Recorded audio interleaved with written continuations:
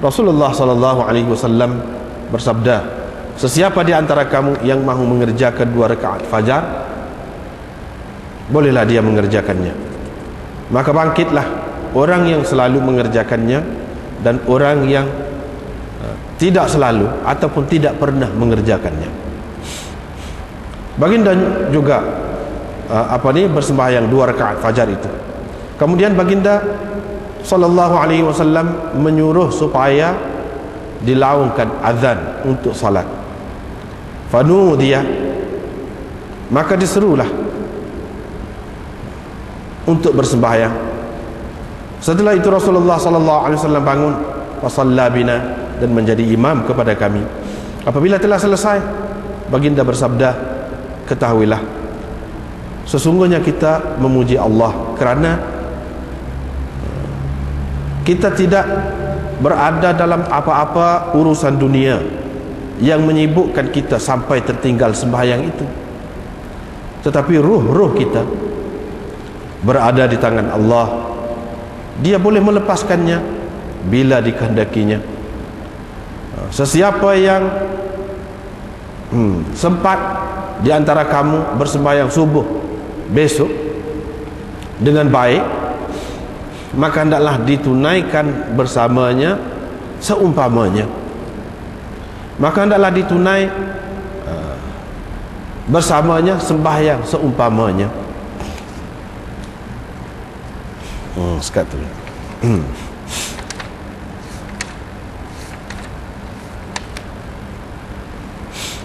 Ini bab tentang orang yang terlupa sembahyang, sampai tertinggal sembahyang lah. Terlupa tu banyak macam. Terlupa tu banyak macam. Sampai tertinggal sembahyang ni makna tertinggal dari waktunya, lepas waktu. Itu maksud tertinggal. Bukan maksud tertinggal dalam waktu lewat, tidak di sini. Maksudnya tertinggal lepas waktu. Satu waktu kah, ataupun lama 2 hari kah, ataupun macam-macam lagi lah. Boleh jadilah terlupa tu macam-macam.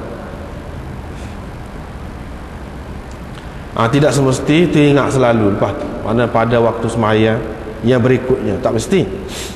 Boleh jadi 2-3 sembahyang lepas pada tu baru teringat. Boleh jadi 2 hari, boleh jadi sebulan, boleh jadi setahun, boleh jadi macam-macam lah terlupa tu. Tertidur ni pula, tertidur. Tertidur. Biasanya tertidur ni malam lah kita kata. Malam. Tak ada subuh, terlepas waktu subuh. Ataupun pada waktu lain pun, zuhur, tak ada zuhur, masuk waktu asar. Tidur juga. Ataupun yang tidur lama, beberapa hari, boleh jadi serupa jugalah, serupa. Dalam hadis ini kita dapati tak baca habis lagi hadis ni, sampai kepada akhir dia tu panjang, sampai bab fi bina'il masjid. Semuanya itu berkenaan dengan tinggal sembahyang. Ulama mengatakan bahawa Nabi SAW telah tertinggal sembahyang subuh, yang ini terlepas waktu sembahyang subuh 3 kali dalam 3 peristiwa. Dalam 3 peristiwa. Ini yang pertama yang kita baca malam ni, peristiwa Khaybar, yang ini pada tahun yang ke-7 Hijrah. Akhir sekali, tapi kita tak baca lagi. Tak baca lagi. Akhir sekali, hadis akhir sekali dalam bab ni, zaman Hudaybiyah. Ini pada tahun yang ke-6. Pada tahun yang ke-6 Hijrah. Ada pula pada tahun dalam peperangan Tabuk, ada juga peperangan Tabuk. Itu satu lagi. Dalam peperangan Tabuk. Jadi 3 lah ada.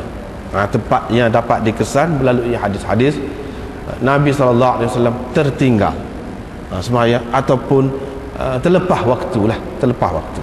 Dan bagaimana Nabi SAW melakukannya selepas tu, inilah kita tengok dalam bab ni.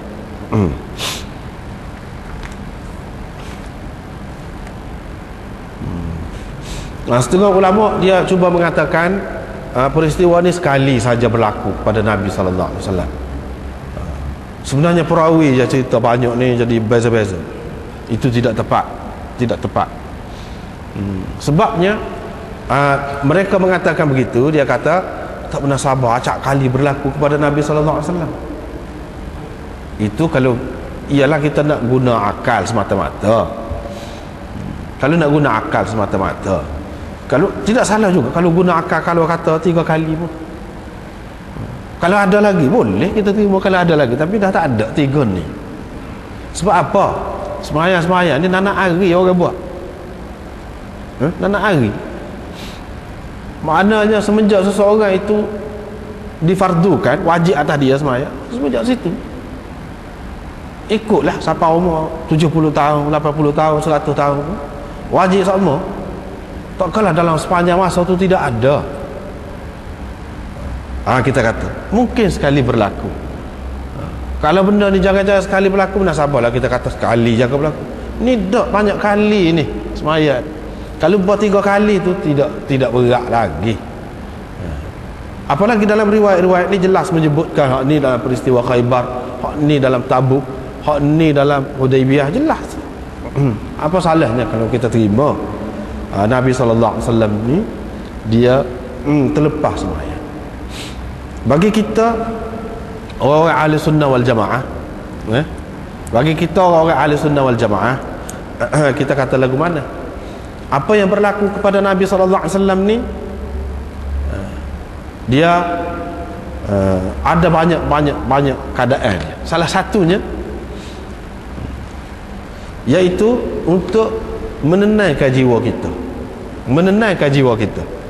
Yang ni takut-takut kita duduk serak, kurang adalah kita, darjat kita, martabat kita di sisi Allah Subhanahu Wa Taala, dengan sebab kita terlepas sembahyang, dengan sebab kita terlepas sembahyang. Kalau kita kata Nabi SAW pun ada juga terlepas sekali tak banyak lagi, boleh jadi kita sebagai manusia biasa lebih banyak.